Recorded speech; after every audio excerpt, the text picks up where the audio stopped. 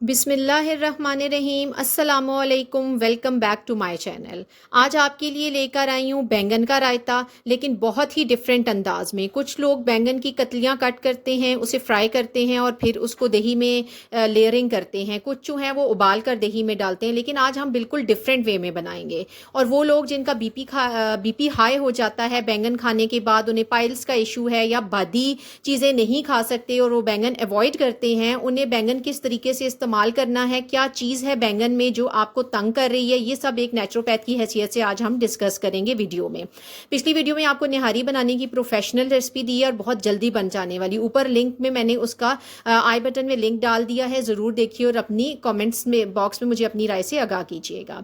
यहाँ मैंने ले लिए हैं आधा किलो बैंगन, जिन्हें मैंने कुछ डीप कट लगा लिए हैं। पहले आपने इन्हें अच्छे से धो लेना है, फिर हमने इसको लगाए हैं कट्स लगाने के बाद इस पर मैं कुकिंग ऑयल लगा दूंगी। कुकिंग ऑयल को मुकम्मल तौर पर इसके ऊपर लगाकर इसकी कोटिंग कर देंगे कुकिंग ऑयल की इनके ऊपर।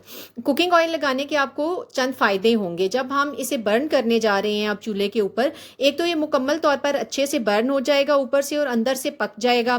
फिर जब आप इसका छिलका उतारने लगेंगे तो छिलका बड़े आराम से उतर जाएगा।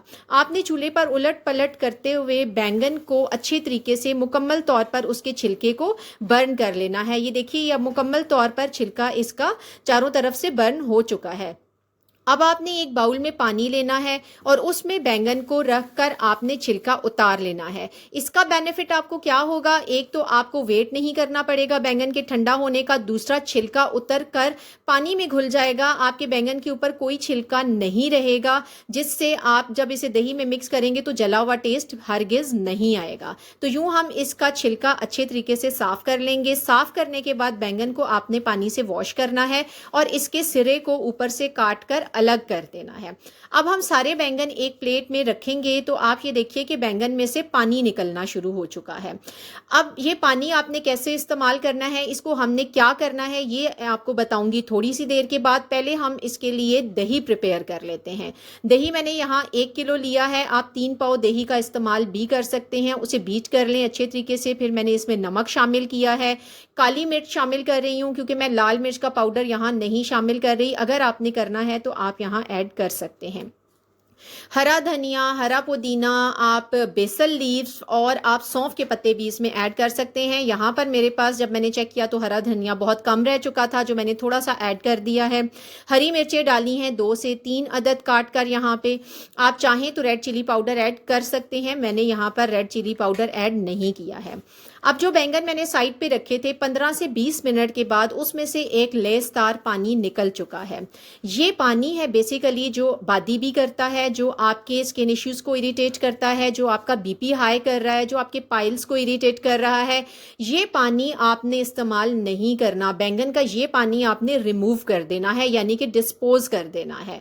और बैंगन के ऊपर जो एक लेस आ चुका है उसको आपने पानी से वॉश कर लेना है। उसके बाद आपने बैंगन किसी बर्तन में लेकर उसको अच्छे तरीके से मैश कर लें, किसी मैशर की मदद से या फॉर्क की मदद से। कुछ लोग ब्लेंडर में डालकर इसकी ब्लेंडिंग भी करते हैं, लेकिन मुझे वो अच्छा नहीं लगता क्योंकि वो बिल्कुल ही एक हलवा सा बन जाता है।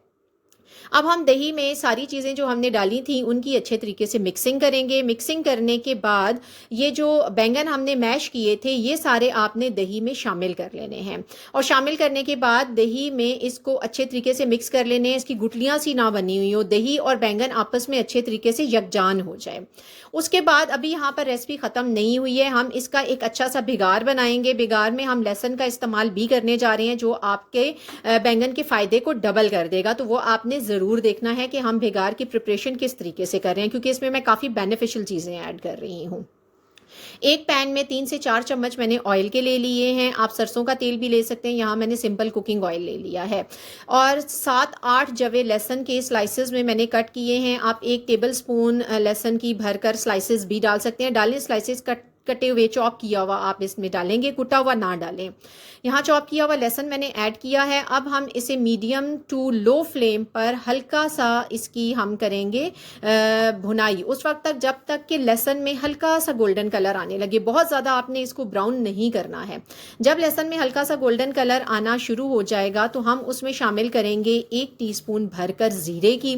ज़ीरे को भी हमने इतना भूनना है कि उसकी भीनी भीनी खुशबू आने लगे, उसका हल्का सा चेंज कलर चेंज हो जाए और उसका एक अच्छा अरोमा ताकि आपके खाने में आना चाहिए। यहाँ मैंने फिर 1/2 टीस्पून कुटी हुई लाल मिर्च का शामिल किया। लाल मिर्च की कुटी जब आप शामिल करें तो उसे ज़्यादा देर नहीं पकाना है क्योंकि वो जल जाएगी फ़ौरन ही। पकाने के बाद हमने फ़ौरन से इसे दही के ऊपर डाल देना है, लेकिन रेसिपी यहाँ पर भी एंड नहीं हुई है, अभी आपने करना है थोड़ा सा इंतज़ार, कुछ और भी बताने जा रही हूँ आपको। यहाँ मैंने दही के ऊपर सारा ऑयल डाला है, थोड़ा सा हम वेट करेंगे ताकि ऑयल जो है वो थोड़ा सा ठंडा हो जाए, बहुत गर्म ना हो।